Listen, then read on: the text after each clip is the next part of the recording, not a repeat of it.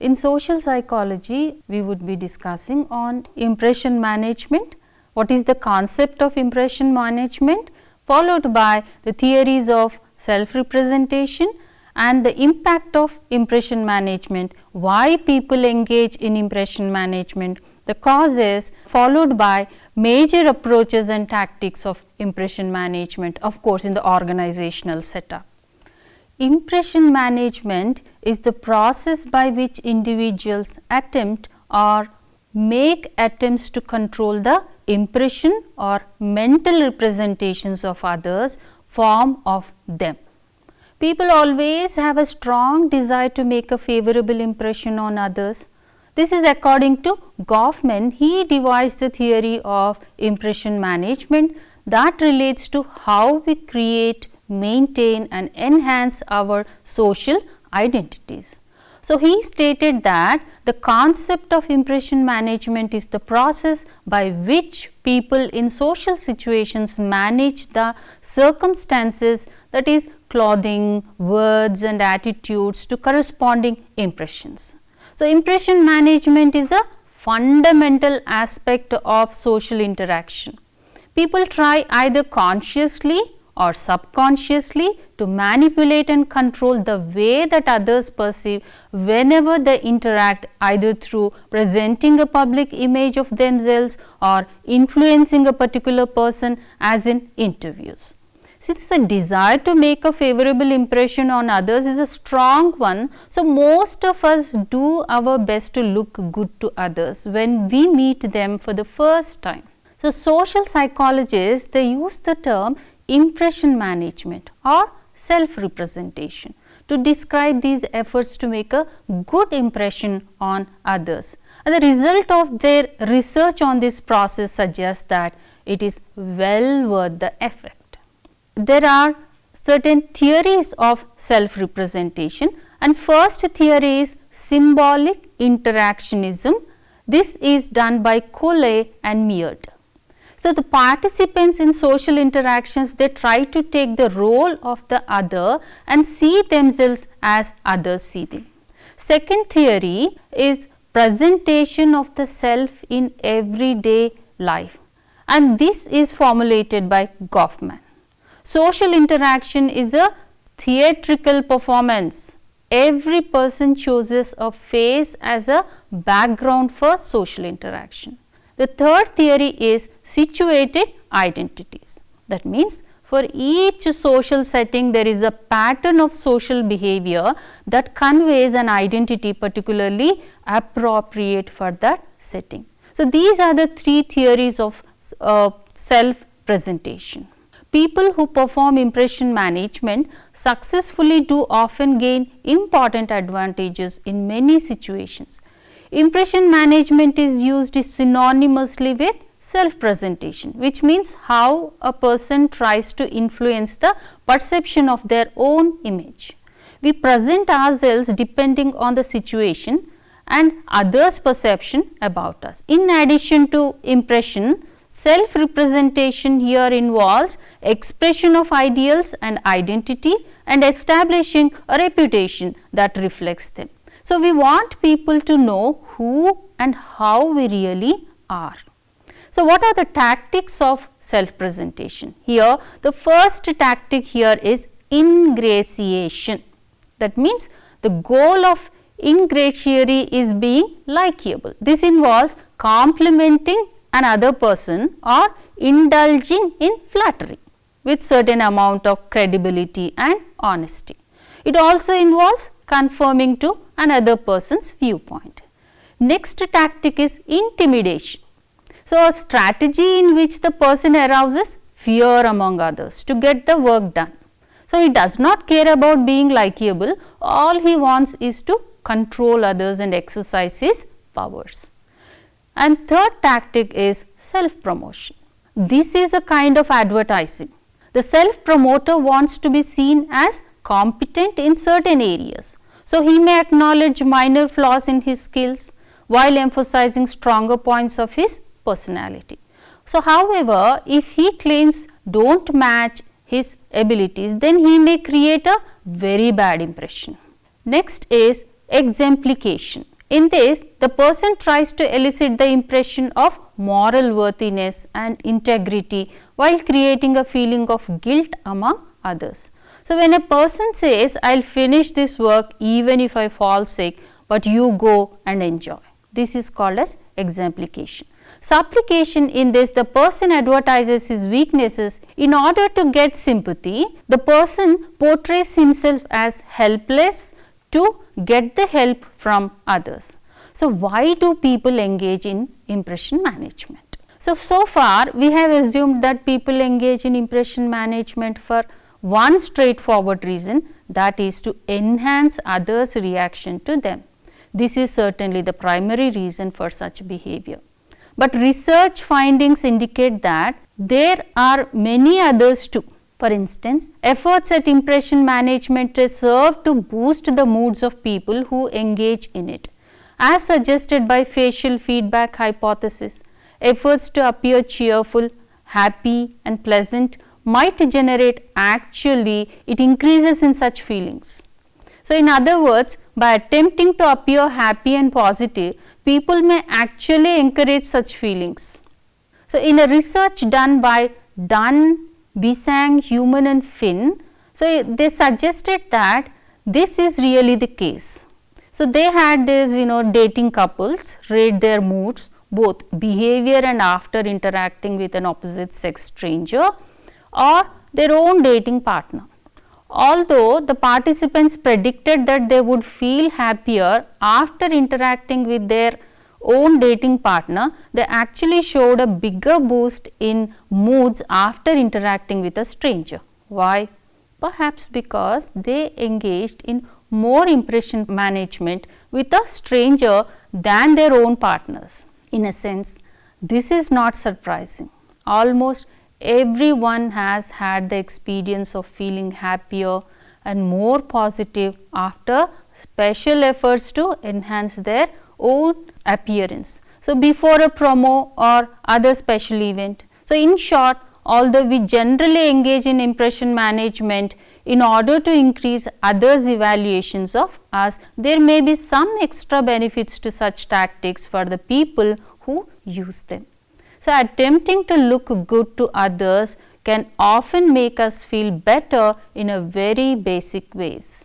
So, the three major approaches identified to manage one's impressions are described here. So, they are number 1, authentic impression management. So, this is the method used when an individual desires to present him or herself to others in the same manner in which he or she perceives self. So, individual behaves in a consistent way with their daily image and personality. Now, second major approach is ideal impression management. So, this method involves personal image makeover techniques such as drastic change in wardrobes, hairstyle or speech. Individual makes an attempt to present an image of how one desires others to view him. Now, third one, tactical impression management. So, this method is used by individuals who wish to present the public image that reflects most positively on them. So, this technique is often used to create a behavior or personality that is consistent with outside perceptions of how an individual should conduct their behavior. Now, we are going to discuss about the other significant tactics in impression management. So, the tactics people use to create favorable impressions on others and the significance of impression management and subsequent behavior in social or work situations, they are discussed in detail. Now, there has been a wide research in this area. and observed that while individuals use many different techniques for boosting their image, most of these fall under two major categories. One is self-enhancement, that means personal efforts to increase their appeal to others, and the second major category is other enhancement, that means efforts to make the target person feel good in various ways. With respect to self-enhancement, specific strategies include efforts to boost one's appearance, either physical or professional. Now, physical appearance relates to the attractiveness and physical appeal of the individual, while professional appearance relates to personal grooming, appropriate dressing and personal hygiene, etc. So, the existence of huge beauty aids and clothing industries suggests ways in which people attempt to improve both aspects of their appearance. Now, what are the additional tactics of self-enhancement? These are involving efforts to appear competent and accomplished through such steps as number 1, describing past achievements, describing positive qualities one possesses. For example, I am very easygoing, I am organized and get things done on time. And next is taking responsibility for positive events in one's life that occurred in the past. Example, I am graduated early because I really worked hard, or explaining how they overcame daunting obstacles in life. So, several of these tactics are readily visible in online dating services like Match.com, and in information people post about themselves on Facebook or other social networks where people attempt to look good to others. Now, especially for romantic partners or friends or new friends, etc. Now, another major group of impression management tactics are known as other enhancement. So, in these strategies, individuals basically they seek to induce positive moods and reactions in others through the use of a variety of tactics. Especially according to Byrne, perhaps the most commonly used tactic of this type is ingratiation. Now, what is this? Flattering others in various ways. So, additional tactics of other enhancement involves expressing agreement with the target person's view, showing a high degree of interest in this person, doing small favors for them, asking for their advice and feedback in some manner. So, or expressing liking for them non-verbally, like through eye contact, for example, nodding in agreement and smiling, etc. Now, we would be discussing the techniques of impression management, especially in organizational setup. Before that, the key question is, do these techniques of impression management succeed in generating positive feelings and reactions on the part of the people toward whom they are directed? So, the answer provided by a growing body of literature is very clear, yes. So, a growing body of literature provides evidence that if the tactics are used with skill and care, they are highly effective in impression management. For example, in a recent meta-analysis by Barrick, Schaffer and deGrassi, they examined the results of dozens of studies concerned with the tactics and success of impression management, of course, in general with people and organizations in specific. So, the process by which individuals attempt to control the impression others form of them, and by doing so being perceived positively by others, and should have benefits for people, as I already said, people in general, organizations in specific.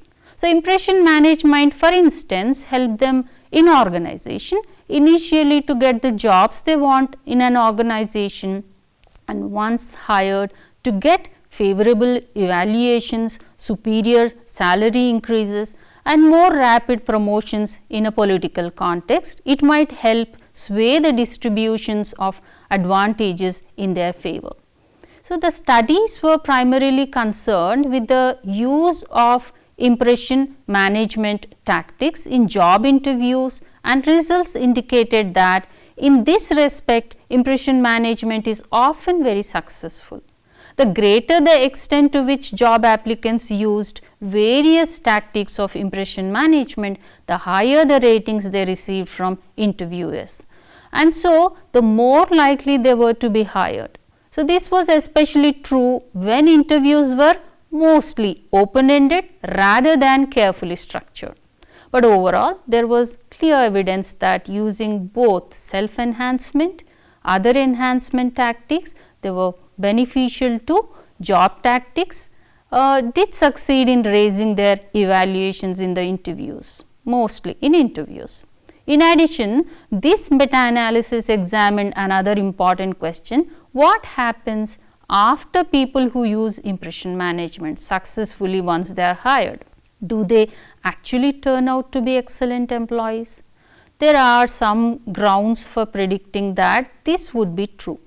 People who use impression management tactics successfully may be higher in social skills than people who don't. So, as a result, after they are hired, they may get along better with others, and this can help them succeed in their new jobs.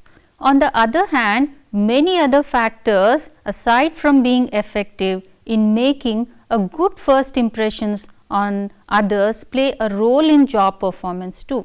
So, the relationship between these two factors, use of impression management tactics and job performance, may be relatively weak. So, that is exactly what Barrick and colleagues found. So, while effective use of impression management tactics did increase ratings by interviewers, they were only weakly related to later ratings of actual job performance. So, as the authors note, what you see, that means in an interview, may not be true in terms of excellent job performance later on. So, many other studies report similar findings and conclusions. For example, by Wayne, Leiden, Graf, Ferris, Wheat, all these say the same.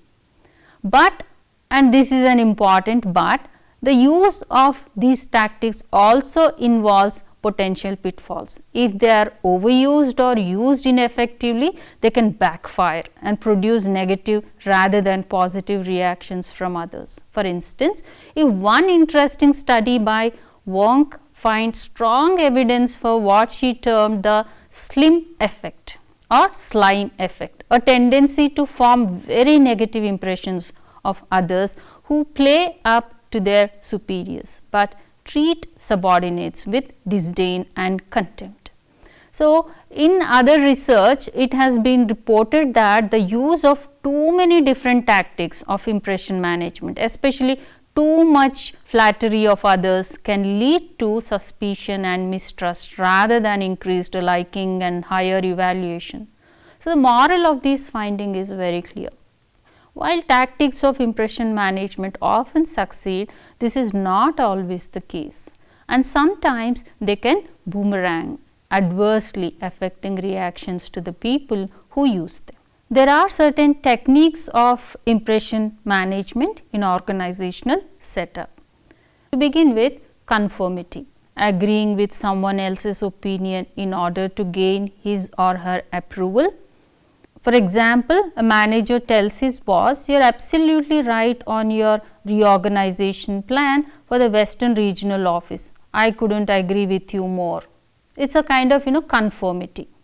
Next, favors, that is doing something nice for someone to gain that person's approval. It is a form of ingratiation again. So, the example here can be a salesperson says to a prospective client, like, "I have got 2 tickets to the theatre tonight that I can't use them. Take them, consider it as a thank you for taking the time to talk with me." Now, next is excuse. That means explanation of a predicament, creating event at minimizing the apparent severity of the predicament. So, here example could be a sales manager says to her boss, like, "We failed to get the ad in the paper on time, but no one responds to those ads anyways." Next, flattery, complimenting others about their virtues in an effort to make oneself appear perceptive and likable. Next is enhancement, that is claiming that something you did is more valuable than what others did. Now, this is also another self-focused impression management technique. Next, association, enhancing or protecting a person's image by managing the information with which one is associated. Now, next is apologies, admitting responsibility for an undesirable event and simultaneously seeking to get a pardon for the action. It is a kind of defensive impression management technique. So, example, an employee says to his boss, "I am sorry, I made a mistake on the report. So, please forgive me." It is an apology after all. And next is self-promotion, highlighting one's best qualities and downplaying one's deficits, then calling attention to one's achievements. It is a kind of self-focused impression management technique. Next is acclaiming, explanation of favorable events to maximize the desirable implications for oneself. Next is exemplification, doing more than what you need to in an effort to show how dedicated, how hardworking one is. It is like overworking more than kind of 8 hours work, staying in the office for till 8 or 9 and then taking all the claim for their work. It is a kind of assertive impression management techniques. So, these are few impression management techniques specifically in organizational setup. As a summary, we can say that impression management effects seem to work more strongly when the measures of performance are subjective, however, than when they can be measured more objectively. For instance, those using impression management techniques were rated more highly for interpersonal effectiveness, but they could be more negatively evaluated on their business competence. So, overall, the findings of few studies suggest that there is some advantage to engage in impression management as long as the person delivers on the objective measures of performance as well. So, for those who intend to become leaders, especially, engaging in impression management techniques makes it more likely than they will be chosen. So, in today's episode, we have discussed about the concept of impression management, followed by self-presentation theories and the major approaches to impression management, followed by the techniques of impression management, especially in organizational setup. And of course, we have discussed about self-enhancement and other enhancement techniques as well.